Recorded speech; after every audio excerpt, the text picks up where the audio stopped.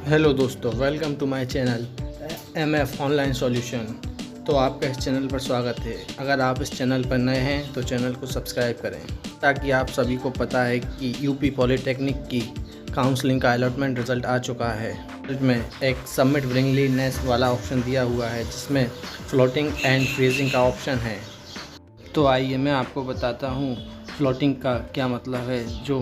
जैसे ही आप फ्लोट पर क्लिक करेंगे तो आपके सामने एक नया टैब ओपन होगा जिसमें आपकी परमिशन पूछी जाएगी, जिसका मतलब है एक बार सबमिट करने के बाद आपको फिर से बदलने की अनुमति नहीं दी जाएगी।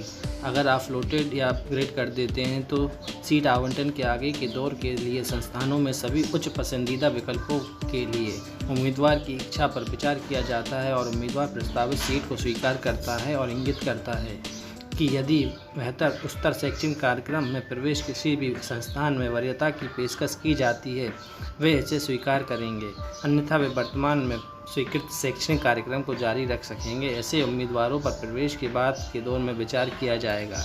अपग्रेड के बाद आपको अपनी वरीयता के आधार पर सीट मिल सकती है, वरना वही सीट आपके को अवेलेबल रहेगी जो अभी मिली है। सीट आवंटन के लिए आपके पास 2 दिन का समय है, 11 से 13 के बीच। अगर आप चाहते हैं कि आपकी सीट अपग्रेड हो जाए तो आप अपना पासवर्ड भरकर सबमिट विलिंगलीनेस पर क्लिक कर दीजिए। जैसे ही आप सबमिट विलिंगलीनेस पर क्लिक करते हैं तो आपकी सीट फ्लोट हो जाएगी, इसका अर्थात कि अपग्रेड के लिए वैलिड हो जाएगी।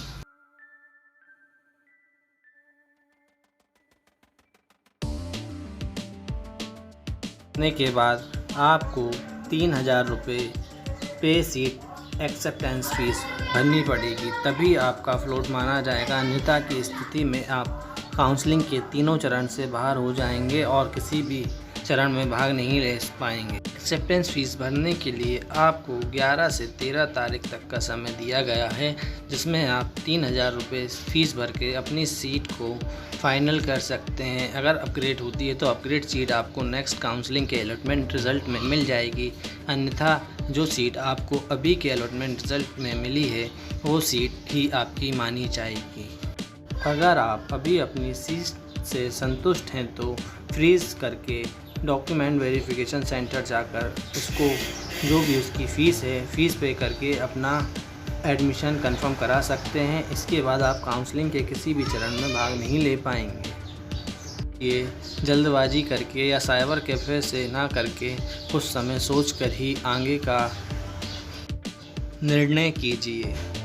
आपके अलॉटमेंट रिज़ल्ट के नीचे कुछ बिंदु दिए गए हैं जिनको समझना बहुत ज़रूरी है।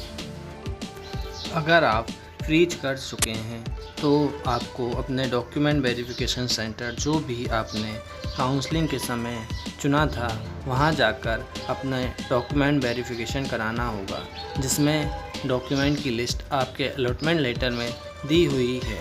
वो सारे डॉक्यूमेंट लेकर आपको अपने डॉक्यूमेंट वेरिफिकेशन के सेंटर जाना होगा।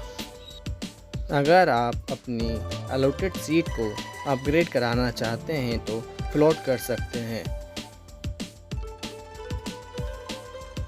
जिसके लिए आपको 3000 रुपये सीट एक्सेप्टेंस फीस भरना ज़रूरी है। अगर आप ऐसा नहीं करते हैं तो यहाँ दिया गया है, if you fail in perform above activities your allotted seat will be cancelled and you will be award up to 3 round of the counselling. You may again participate in 4th round, मतलब आप 3 round की counselling से बाहर हो जाएंगे अगर अपनी 3000 रुपये की फ़ीस नहीं भरते हैं तो।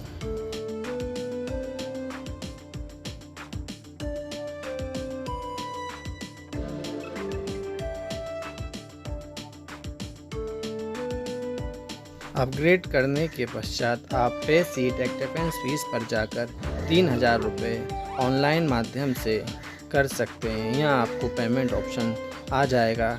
सेलेक्ट मोड में ऑनलाइन पेमेंट ही दिया गया है, जिसको करके आप 3000 रुपये अपने नेट बैंकिंग या UPI द्वारा फीस भर सकते हैं। Thank you for watching.